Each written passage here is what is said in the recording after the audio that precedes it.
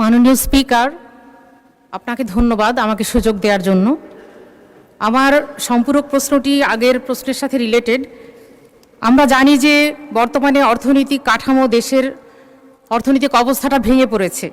দেশে কর্মসংস্থান, উৎপাদন ও বিনিয়োগে স্থবিরতা বিরাজ করছে।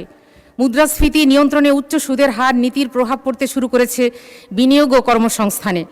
বাংলাদেশ ব্যাংকের সর্বশেষ তথ্য অনুযায়ী চলতি বছরে মার্চের শেষে ব্যাংক খাতে অতিরিক্ত তারল্যের পরিমাণ দাঁড়িয়েছে 3,78,135 কোটি টাকা। এক বছরের ব্যবধানে এ অলস তহবিল বেড়েছে 58.31%। গত বছরের মার্চে অতিরিক্ত তারল্যের পরিমাণ ছিল 2,38,845 কোটি টাকা।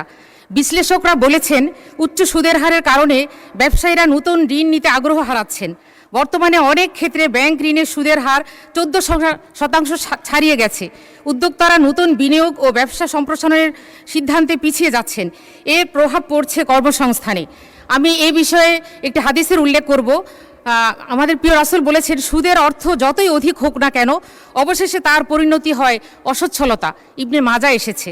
তো আমি এই অবস্থা নিরসনে মাননীয় প্রধানমন্ত্রীর কাছে কি পদক্ষেপ নিয়েছেন সে ব্যাপারে দৃষ্টি আকর্ষণ করছি। আসসালামু আলাইকুম।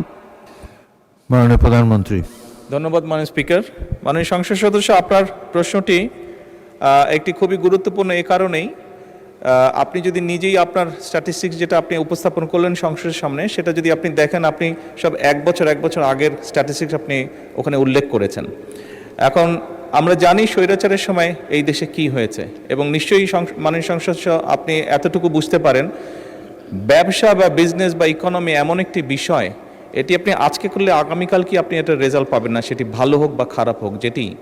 সেই জন্য এটি আপনি যেমন খারাপ পলিসির কারণে এটা স্পিল ওভার ইফেক্ট যেরকম আস্তে আস্তে আমাদের কাঁধে এসে পড়েছে, ঠিক একইভাবে এই জিনিসগুলোকে কারেক্ট করে নিয়ে আমরা যেই বর্তমান সরকার যেই পদক্ষেপগুলো নিচ্ছে, এটার স্পিল ওভার ইফেক্ট বা এটার একটা পজিটিভ রেজাল্ট পেতেও মাননীয় সংসদ সদস্য কিছু সময় আমাদের জন্য অপেক্ষা করতে হবে।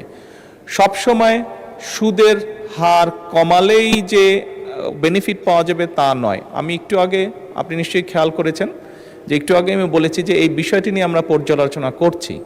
যদি ক্ষেত্র বিশেষে দেখা যায় যে সুদের হার কমালে বেনিফিট পাবেন ব্যবসায়ীরা, দেশের অর্থনীতি বেনিফিট পাবেন, তাহলে নিশ্চয়ই আমরা সেটি করব।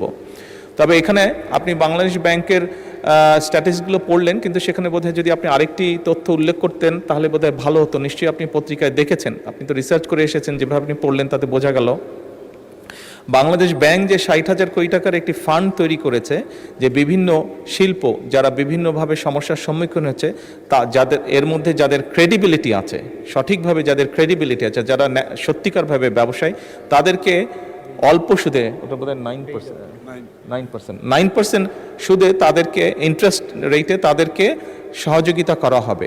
এইটি কেন আপনার দৃষ্টি এড়িয়ে গেল বুঝলাম না, কারণ এটি তো বাংলাদেশ বর্তমান,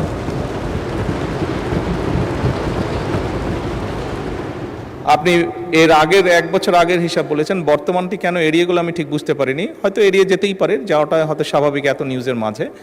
আপনাকে অনুরোধ করব আগামীতে আরও আপডেট ইনফরমেশন নিয়ে আমরা আলোচনা করব। ধন্যবাদ মাননীয় স্পিকার।